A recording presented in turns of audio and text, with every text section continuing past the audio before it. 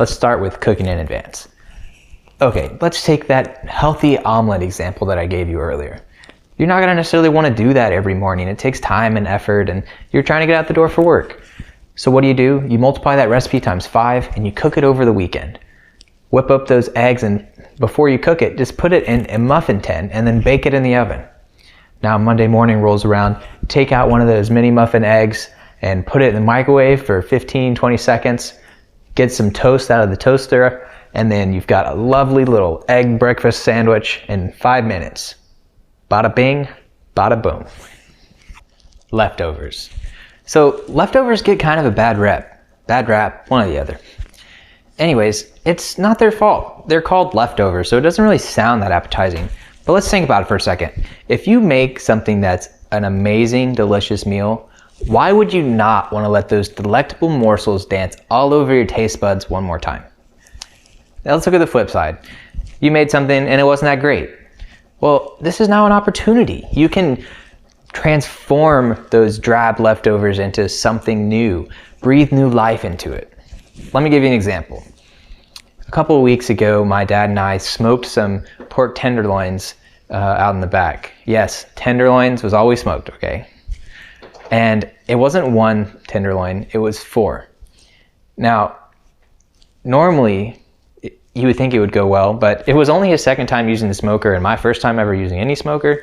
And it was electric, it was supposed to be self-monitoring and all that fun stuff, but we ended up overcooking it by a lot.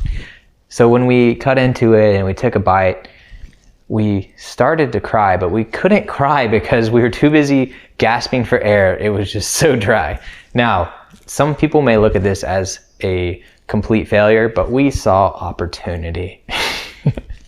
Not only was it a learning experience, but we cut those pork tenderloins really small. We doused it with a lot of barbecue sauce, and you know what?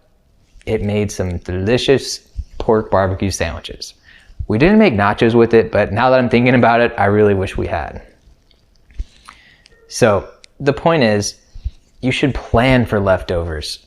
One of the biggest reasons people don't cook that much, at least for my guess, and one of the reasons we don't cook more, is it takes time and effort to prep, cook, and clean.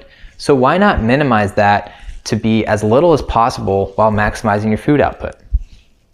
Personally, we never cook for just one meal.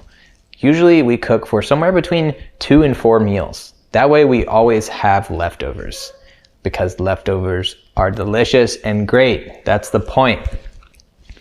Now, I'm not one for repetition, as I've mentioned before.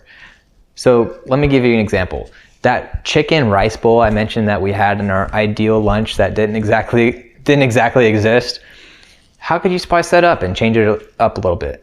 Well, the first day you have it as a rice bowl. Maybe the second day you take a tortilla, throw that rice bowl in there, put in some guacamole and some salsa, and voila, you've got a burrito.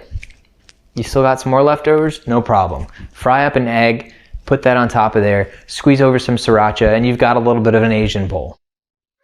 Those are just 2 very simple ideas, but you get the point. You can manipulate your leftovers to be good and not be the same thing every time. When you're looking at leftovers, don't think drab. See the possible fab. Thank you.